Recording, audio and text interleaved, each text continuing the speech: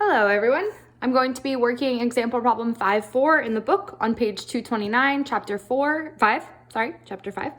This is an example of a diffuser like the ones we use on jet airplanes. And let's get started. All right, so problem example 5-4, page 229 in the textbook. And in this problem, we have air at 10 degrees Celsius and 80 kilopascal. This enters, air at 10 degrees Celsius and 80 kilopascal enters the diffuser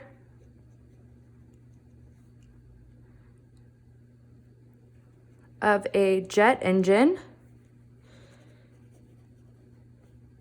steadily with a velocity of 200 meters per second.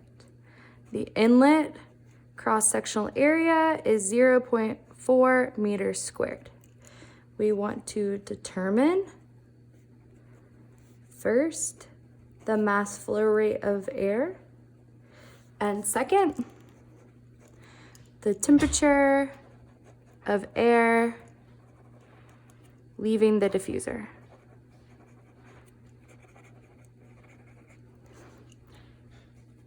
So air at 10 degrees Celsius and 80 kilopascal enters the diffuser of a jet engine steadily with a velocity of 200 meters per second.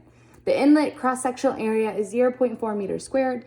We want to find the mass flow rate and the temperature of air leaving the diffuser. We're going to need to make some assumptions here, so you always want to state what assumptions that you're making.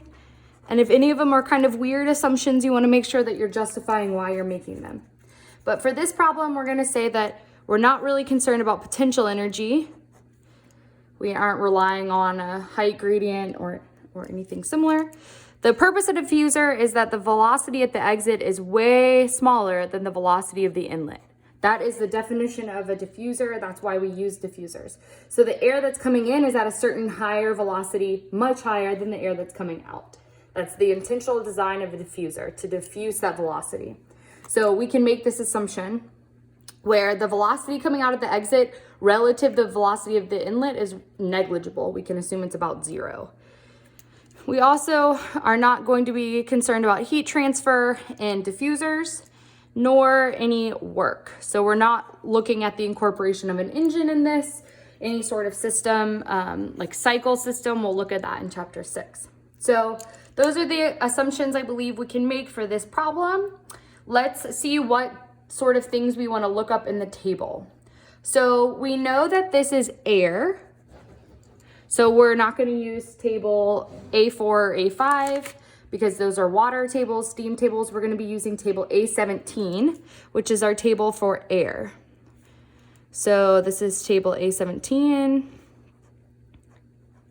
We're assuming, here that air is a gas.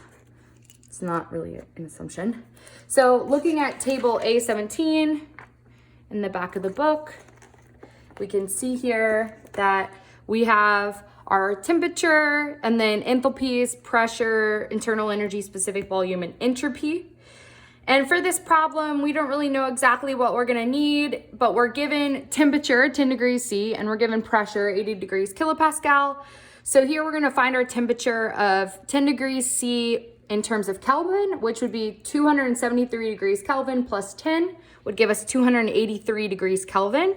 We don't have 283, and I'm not going to interpolate for this problem. I feel that's a concept you guys should know how to do yourself. But we can look here and see that the enthalpy and temperature have a very interesting relationship. So if you look at the first column and the second column, when temperature is 200 degrees Kelvin, enthalpy is about 200 degrees Kelvin. When temperature is 240 degrees Kelvin, enthalpy is about 240 kilojoules per kilopascal. And this relationship continues all the way down the table. So when we have our temperature here of 10 degrees Celsius, which is 283 degrees Kelvin, we can assume that our enthalpy is going to be enthalpy at 283 it's going to be roughly 283 kilojoules per kilogram. And then we also want to look up our internal energy just because we can, we might use it. So our internal energy at 283 degrees, let's see here, this is going to be the fourth column. I'm going to say we're going to be between 199 and 203, so about 200 kilojoules per kilogram is probably a good guess. All right. So 200-ish kilojoules per kilogram. You can be more precise when you're working this problem for yourself. All right. So we have our enthalpy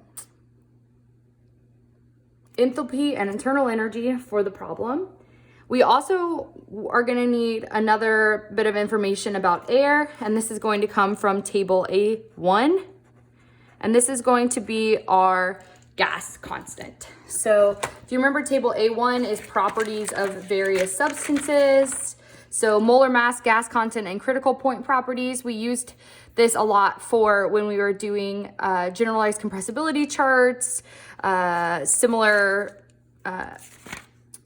type problems early on where we want to know molar mass, gas constant, temperature, pressure at the critical points. So for this one, we're going to look up air. And we're going to look up gas constant. So we can see first line here, air, our gas constant is 0.287 kilojoules per kilogram Kelvin with the R out front. And R is our gas constant it's our universal gas constant divided by our molar mass. And there's a note down here at the bottom where we're actually equivalent to kilopascals cubic meter per kilogram Kelvin. So all right, that was a long-winded way of saying that our gas constant value, make sure I'm staying in the screen, R is equal to 0.287 kilopascals cubic meter kilogram Kelvin. All right, so now we have our problem statement, our assumptions, all of the information we are going to get from the back of the book, and we can jump right in to solving the problem. So for the first part of solving problem, sorry, 1 second.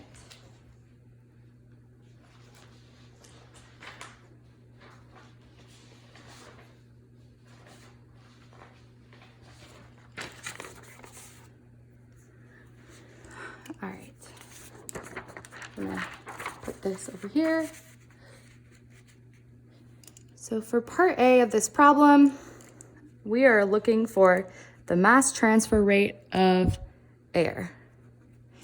And how we are going to find this is by recognizing that we are working with air, which is a gas, and then using the ideal gas law. So PV equals RT. This is specific volume here. We're given pressure, 80 degrees kilopascal. We're given temperature, 283 degrees Kelvin. We just looked up R from table A1, and specific volume is what we're going to solve for because we know specific volume has a relationship to mass transfer. All right, so isolating specific volume here, we get RT over P. This is going to be our temperature at the point 1, pressure at point 1, so what's incoming. Our R value will be the same for any point in the whole system. Doesn't matter if we denote it. All right, plugging in 0.287 kilopascals cubic meter kilogram Kelvin, and then 283 degrees Kelvin, which is just 10 degrees Celsius, 80 kilopascal. We get, plugging it into our calculator, 1.015 cubic meter per kilogram. This is our specific volume. In terms of getting mass transfer from specific volume, we're going to need the equation. Our mass transfer, so mass per time, is going to be volumetric flow rate divided by specific volume. So if we have cubic meters per second divided by cubic meter per kilogram, our units will then be kilograms per second, which is our mass transfer rate. volumetric flow rate divided by a specific volume, or a volume per mass ratio, will give us the mass per time. So this makes sense, but the thing is we don't have volumetric flow rate. So we have specific volume, we don't have volumetric flow rate. We're going to once again manipulate equations. That's our main hobby in thermodynamics. So here we go. We're going to replace volumetric flow rate with another equation for it, which would be velocity times a cross-sectional area in which that velocity is flowing across, divided by specific volume still. And so do we have velocity in cross-sectional area? We do, which is why we chose that equation. So we have volume across a certain area. Now we have everything we need to solve for the mass transfer rate. 200 meters per second across an area of 0.4 square meters over our value here, 1.015 cubic meters per kilogram. And this gives us about 79 kilograms per second.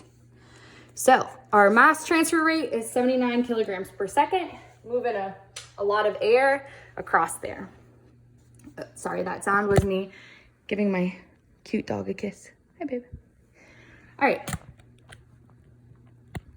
So we solve for A. We're on a roll. Let's keep up the momentum and solve for B. All right, so solving for B, we're interested in finding the temperature of the air leaving the diffuser. So we have the temperature coming in, we want to get the temperature coming out. So if we're looking at something coming out of the system, we only have so many equations that we use that incorporate this. So in this chapter, we're looking at steady state devices, and we're using the equation where we have change in energy over time is equal to energy in minus energy out. And our change in energy over time is 0 because we are steady state systems. All right, so now our equation, which should be very familiar, is En equals E out. This is the big equation of the chapter. So being able to manipulate these equations is really important for the last several chapters. This chapter introduces this new concept of steady state energy equation. And then once we have our energy in equals our energy out, and considering our assumptions here, we can continue to fill things in. So our energy in equals energy out. We know that this is going to be, another way of writing this would be mass transfer of 1, enthalpy of 1, kinetic energy of 1, potential energy of 1. So this is what is coming into the diffuser, and this has to be equal to what's coming out of the diffuser. Mass transfer at 2, enthalpy at 2, kinetic energy at 2, potential energy at 2. So for this problem, we're assuming this is the diffuser. So we have some sort of, diffusing. We have air coming in, air coming out. We are assuming that this is at point 1, this is at point 2. And we're assuming also that the velocity here is about equal to 0 when compared to the velocity at the inlet. So velocity at point 2 is going to be negligible compared to the velocity on this side. All right, so when we're looking at this equation, we made some assumptions early on, such as potential energy is not really of a concern here. We also are not including heat transfer or work for these problems. We'll do that later in the chapter, so get excited for that. And we are assuming here that our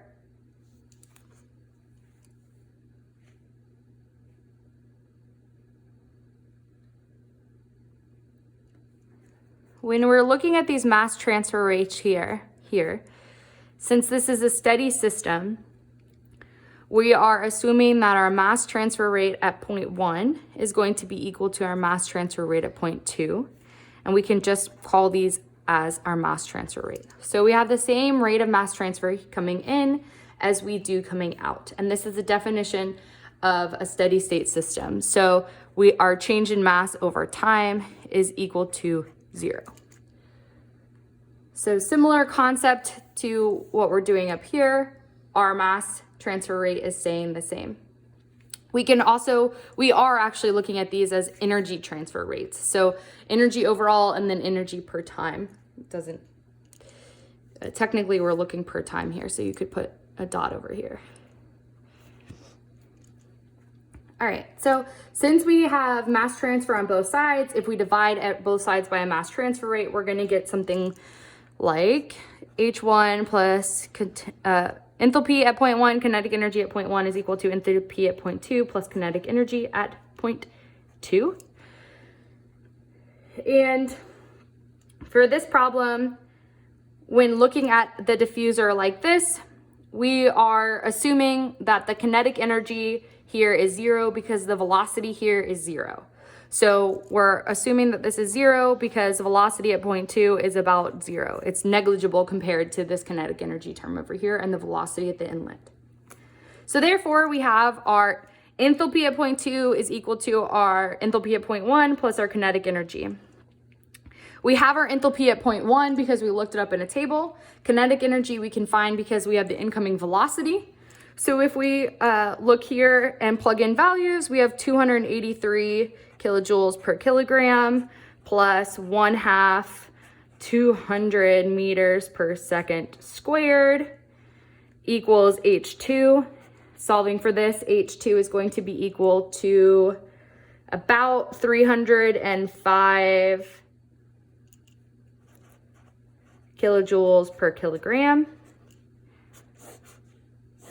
And this allows us to find the temperature from table A17.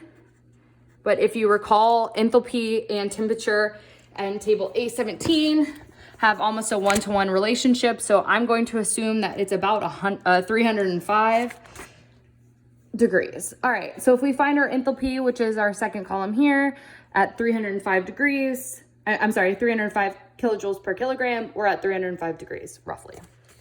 Therefore, our temperature is about 305 degrees. All right, so that is problem 5-4, where we were on page 229, chapter 5 in the book. Please work it yourself. Try a higher temperature or a higher pressure and see how your answer is changing and make sure that makes logical sense to you. I will see you all later. Have a great day.